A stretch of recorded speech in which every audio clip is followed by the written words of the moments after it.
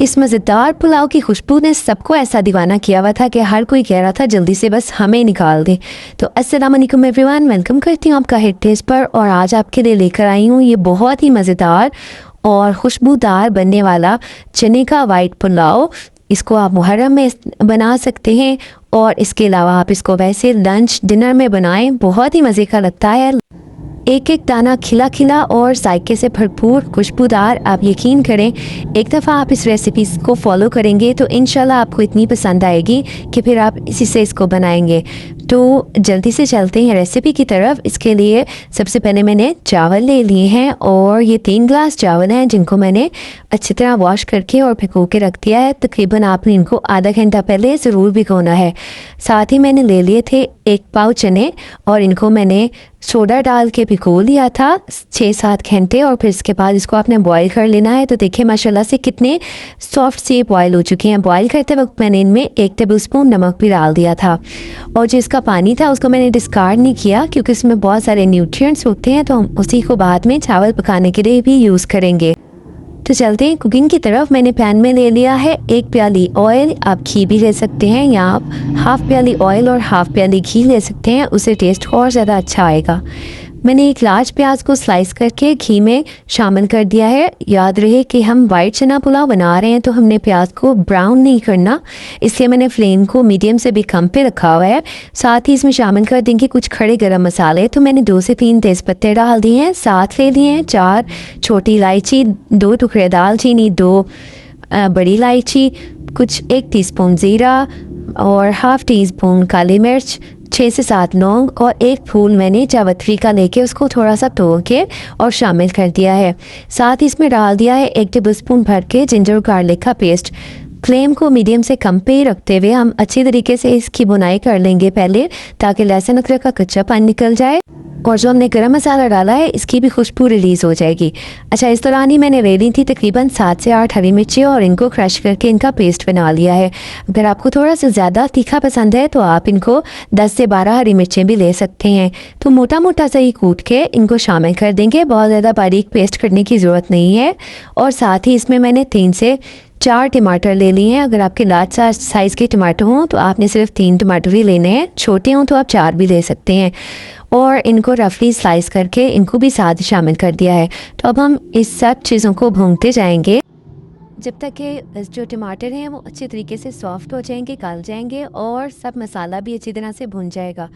तो मैं मौके से इसको हिलाती जा रही थी और इसकी भुनाई करती जा रही थी। अब देखें माशाल्लाह से तकरीबन 4 से 5 मिनट के बाद टमाटर बहुत ही अच्छे से सॉफ्ट हो चुके हैं और आप देख सकते हैं कि टमाटर हमने प्याज को बिल्कुल भी ब्राउन नहीं किया और ये वाइट ही इसका कलर रखा है।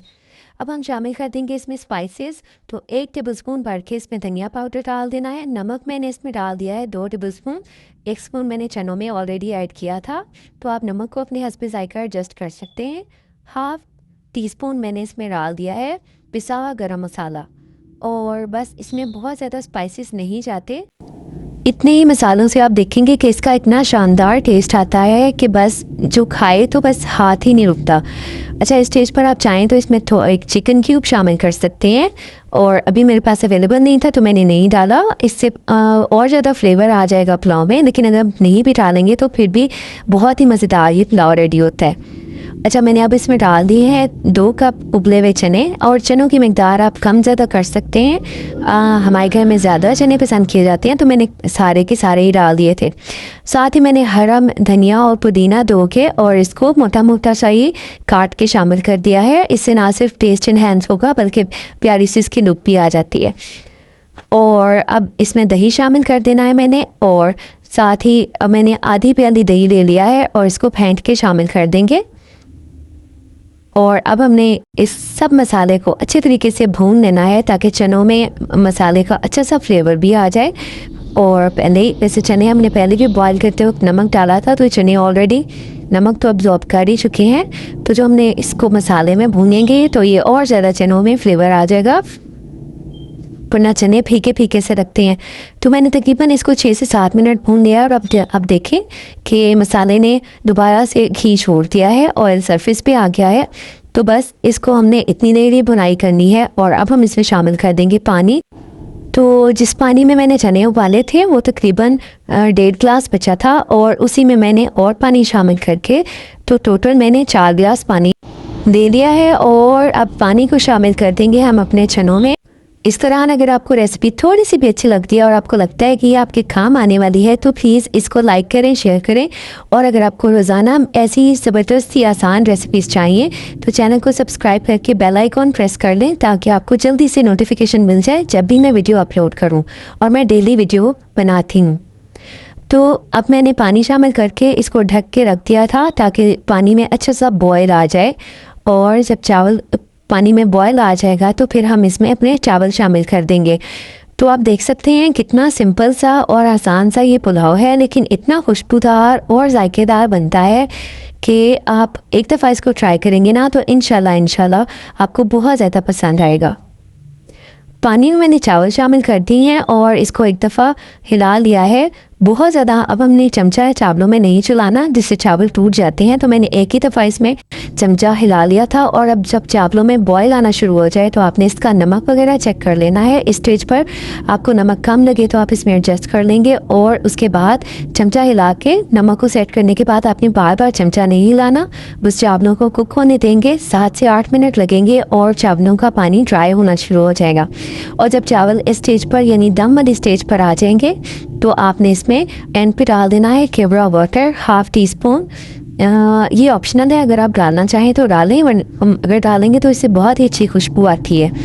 अच्छा, अब हमने इसको कवर करके 10 मिनट दम पे रख देना है और इसके बाद आपने फ्लेम ऑफ कर देनी है और दम को फ़ौरन नहीं खोलना। 5 मिनट बाद आपने ढक्कन उठाना है और आपका ज़बरदस्त और मज़ेदार सा ये खिला खिला सा बहुत ही खुशबूदार और जायकेदार सा पुलाव रेडी हो जाएगा।